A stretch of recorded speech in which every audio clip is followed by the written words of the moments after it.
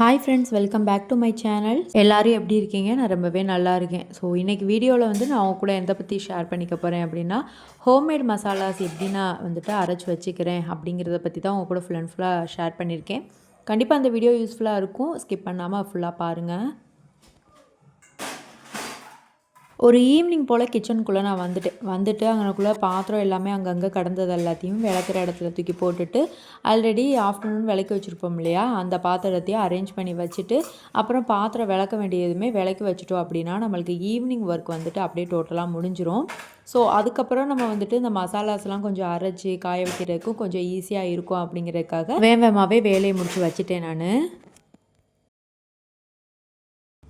இப்போ ஃபஸ்ட்டு சாம்பார் பொடி எப்படி நான் அரைச்சி வச்சிடுறேன் அப்படின்னு சொல்லிட்டு உங்களுக்கு ஃபுல்லாக கவர் பண்ணி காமிச்சிருக்கேன்.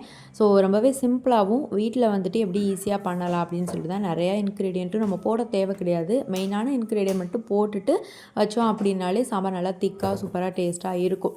அதுக்கு நான் ஃபஸ்ட்டு ஒரு கிளாஸ் எடுத்திருக்கேன். அதில் ஒரு கிளாஸ் ஃபுல்லாக துவரம் பருப்பு எடுத்திருக்கேன். அதே கிளாஸில் 3/4 கிளாஸ் மல்லித்தூள், சீரகம் ஒரு 3 டேபிள் ஸ்பூன், மல்லி ஒரு 3 டேபிள் ஸ்பூன், கடுகு ஒரு 3 டேபிள் ஸ்பூன், அப்புறம் வரமிளகா ஒரு 10, அது மாதிரி கருவேப்பிலை, இது எல்லாத்தையும் தனித்தனியாக எடுத்து வச்சுக்கலாம். ஸோ இப்போ எல்லாத்தையுமே தனித்தனியாக நம்ம வறுத்து எடுத்துக்க போகிறோம். துவரம்பருப்புலேருந்து எல்லாத்தையுமே நல்லா வாசனை வர வரைக்கும் நல்லா வறுத்து எடுத்துட்டோம் அப்படின்னாலே போதும். அந்த வண்டு அதெல்லாம் இல்லாமல் நல்லா இருக்கும். அது மாதிரி டேஸ்ட்டும் நல்லாயிருக்கும். ஸோ அப்படிங்கிறப்போ நம்ம நல்லா வறுத்து எடுத்துக்கலாம்.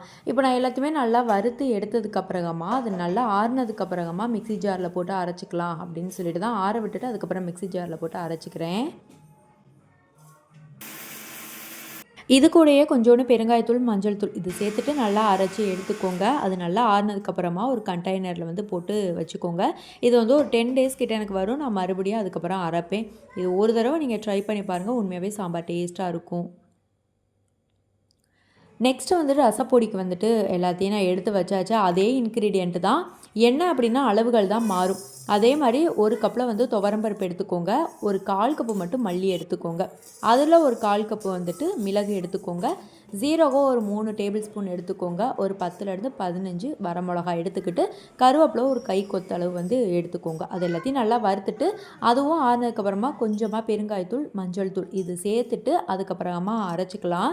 அதை ஆறுற கேப்பில் இந்த பக்கம் சாம்பார் தூள் அரைச்சி வச்சுருந்தோம் இல்லையா, அது நல்லா ஆறிடுச்சு. அதனால் ஒரு எம்டி கிளாஸ் பாட்டிலில் நான் ஸ்டோர் பண்ணி வச்சுட்டேன். இப்போ இந்த பக்கம் ரசத்துக்கு வறுத்து வச்சுருந்ததும் நல்லாவே ஆறிடுச்சு. ஸோ அதையும் மிக்ஸி ஜாரில் போட்டு எடுத்துக்கலாம். ரசத்துக்கு நம்ம அரைக்கிறப்ப லைட்டாக கொரன்னு அரைச்சா தான் நல்லாவும் இருக்கும். ரொம்பவும் பவுடர் கன்சிஸ்டன்சியில் அரைக்கக்கூடாது. அப்போ டேஸ்ட்டு கொஞ்சம் நல்லா இல்லாத மாதிரி இருக்கும். அதனால்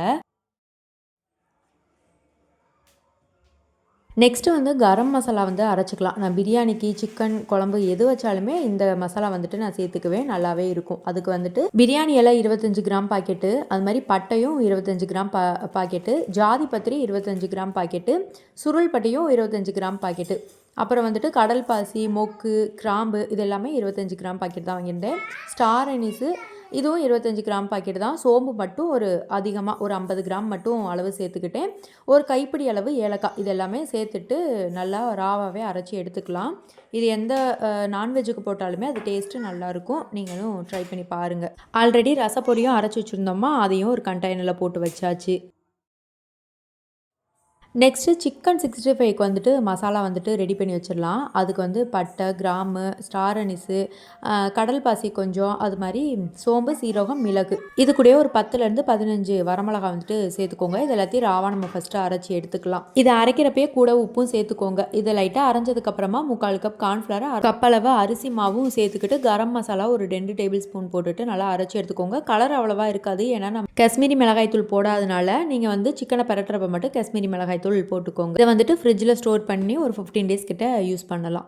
நெக்ஸ்ட்டு இட்லி பொடி எப்படி பண்ணலாம் அப்படின்னு பார்க்கலாம். அதுக்கு கடாயில் ஒரு டேபிள் ஸ்பூன் எண்ணெய் விட்டுட்டு ஒரு டம்ளர் அளவு ஃபுல்லாக உளுந்து சேர்த்துக்கோங்க. எந்த டம்ளரில் அளக்குறீங்களோ அதே டம்ளரில் அரை டம்ளர் கடலை பருப்பு எடுத்துக்கோங்க. ஒரு 1.5 டேபிள் ஸ்பூன் பொட்டுக்கடலை, ஒரு 10லேருந்து 15 வரமிளகா, அது கூடயே ஒரு கை ஃபுல்லாக இருக்கிற மாதிரி கருவேப்பிலை எடுத்து நல்லா அரைச்சி எடுத்துக்கோங்க. இது நல்லா ஆறுனதுக்கப்புறமா இது கூட பெருங்காயத்தூளும் கொஞ்சமாக உப்பு மட்டும் சேர்த்துக்கிட்டு நல்லா ஃபைன் பேஸ்ட்டாக அரைச்சி எடுத்துட்டிங்க அப்படின்னா இட்லி பொடியும் டேஸ்ட்டாக இருக்கும். இதுலேயும் கலர் இருக்காது. ஏன்னா நான் எதுலேயுமே வந்துட்டு ப்ரிசர்வேட்டிவோ இல்லை கேசரி பவுடரோ அது மாதிரி காஷ்மீரி மிளகாய் தூள் கூட நான் சேர்க்கல. நீங்கள் கலரை பார்க்காதீங்க, பட் டேஸ்ட் எல்லாமே வேறு லெவலில் இருக்கும். நீங்கள் கண்டிப்பாக ஒன்ஸ் ட்ரை பண்ணி பாருங்கள். ஸோ இது தாங்க நம்ம வீட்டில் அரைச்ச எல்லா மசால் பொடியுமே ரெடி ஆகிடுச்சு. இனி நம்மளுக்கு ஒரு 15 டேஸ்க்கு வந்து எந்த தொல்லையுமே இல்லை. வீட்டில் நம்ம எல்லா மசாலையும் வச்சு சமையலுக்கு யூஸ் பண்ணிக்கலாம். வெளியில் கடையிலேருந்து வாங்கணுங்கிற அவசியம் கிடையாது. ஸோ இந்த வீடியோ உங்களுக்கு கண்டிப்பாக பிடிச்சிருக்குன்னு நினைக்கிறேன். வீடியோ பிடிச்சிருந்துச்சி அப்படின்னா நம்ம சேனலையும் சப்ஸ்கிரைப் பண்ணிக்கோங்க. இதே மாதிரி இன்ட்ரெஸ்டிங்கான இன்னொரு வீடியோவில் நான் உங்களை பார்க்குறேன். அது வரைக்கும் பாய்.